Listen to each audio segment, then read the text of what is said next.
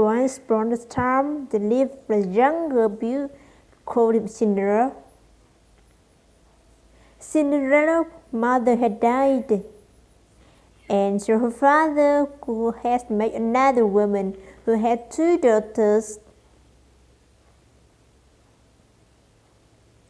One day, Cinderella's father went to work and never returned. Cinderella was left at the mercy of the stepmother and 2 stepsisters who made her do all work of the house. Cinderella, it's morning already. Where is our breakfast? Just a moment, stepmother, I'm just bringing it out. As soon as Cinderella had laid the breakfast, the stepmother and stepsister started eating it. Cinderella served her own plate too, and was about to eat when her stepsister pushed her off plate away. Yuck! I hate it. Yes, now that you mentioned it. It really is horrible. Mother, do something. Cinderella, are you trying to kill us? What kind of food is this? But stepmother, I have my it away. I always make it. How dare you argue with me? Go and make me breakfast for those graduates now till we have had breakfast. And this one went on in their house every day. The stepmother and stepsister troubled Cinderella without any reason. But Cinderella loved him still and never ever complained.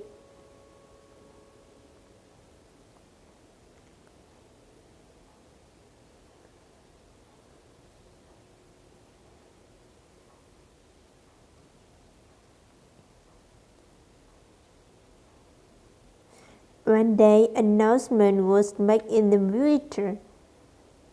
Let everybody know.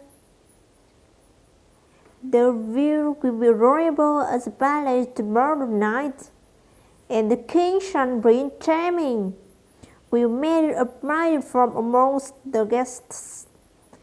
Everybody from the village is invited. The whole village was excited. Even Cinderella's stepmother and stepsister couldn't stop talking about its house. And that how Cinderella found out about Royal. The Royal Prince Charming. The whole village is invited. I can finish my work quickly so we can go all together. Won't be just wonderful. You! Who sent him out about you going?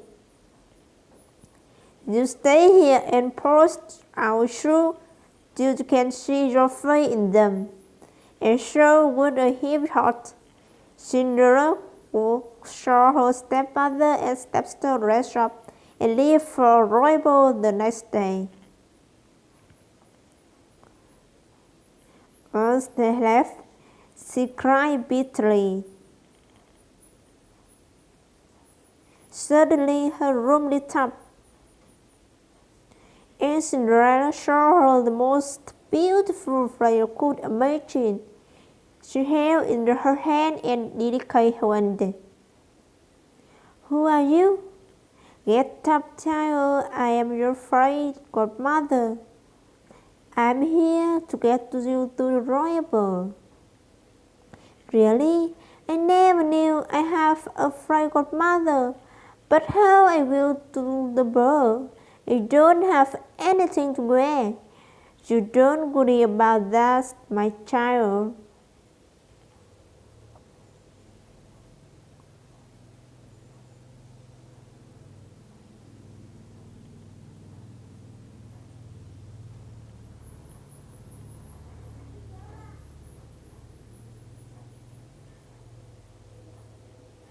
And so, in just a few minutes, Cinderella was ready to the royal ball.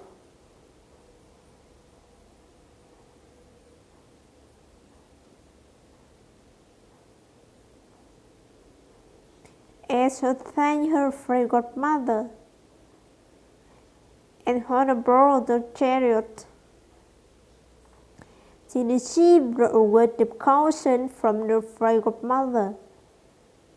Remember to back home at 12, otherwise the spell will wear off.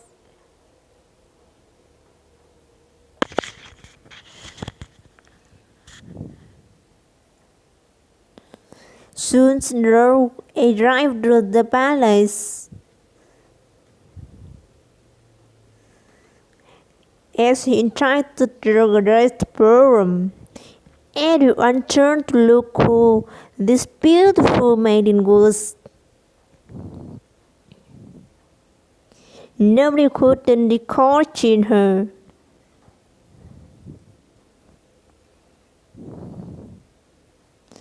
Not even her old stepmother and stepsisters. Prince Charming walked to her. May I have the dance with you? Yes, Your Highness. And so Cinderella and Prince Charming danced together through the evening.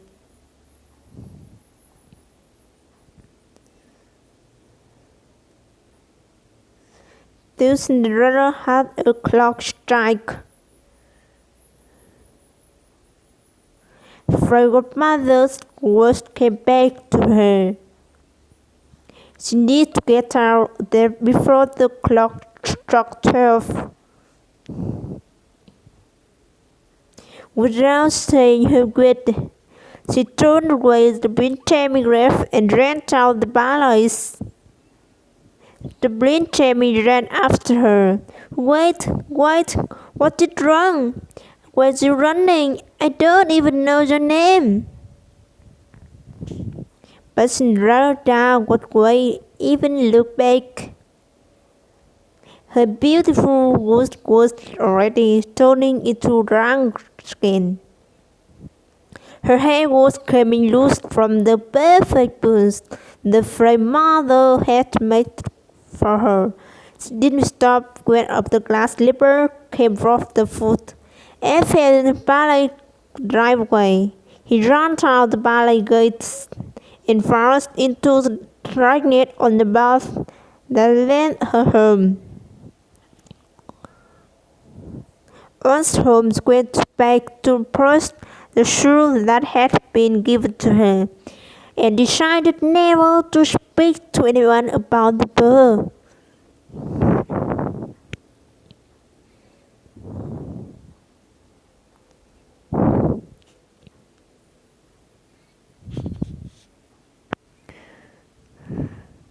A few days later, two men from the ballet showed up at their door. The lady, the charming Prince Charming, left behind her glass slipper that royal. The prince believed that such a beautiful slipper could fit only his beloved, and should we have asking the other good instructor tie this slipper, the ones whom it fit would be on Prince and will marry. If you have any reason in town, speak at them, fish slipper. Oh yes, I'm sure it was one of my daughters. The slipper would fit one of them. And suppose the stepsister tried to fit them put in the slipper one by one. They pushed and pushed but couldn't get their foot in. Looks like it wasn't your daughter after all. Is there another lady house? You can live at the king's man ready to leave. Suddenly the door of the house was thrown open, and Prince Charming himself stood here. Who is beautiful girls upstairs window? Madam, to have lied to it, I demand that girls could and forth tie the slipper. Yes, but she is only servant girl. Nevertheless, Cinderella, come down here at once. Yes, stepmother. The moment Benjamin saw Cinderella, he knew he had found his beloved. He took her slipper from the king's man, and slipper it on her post himself. The slipper fit perfectly its moment. Cinderella was once again transformed into the beautiful maiden from a night of the bird.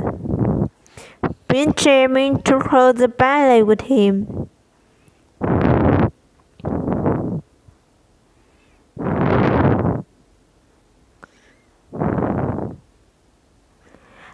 He ordered that the stepmother and stepsister be punished for lying to the king's man and treating Cinderella so badly and rudely. But being the kind hearted person, Cinderella asked for them to be forgiven. The prince fell in love with her even more for her generally, and they lived happily ever after.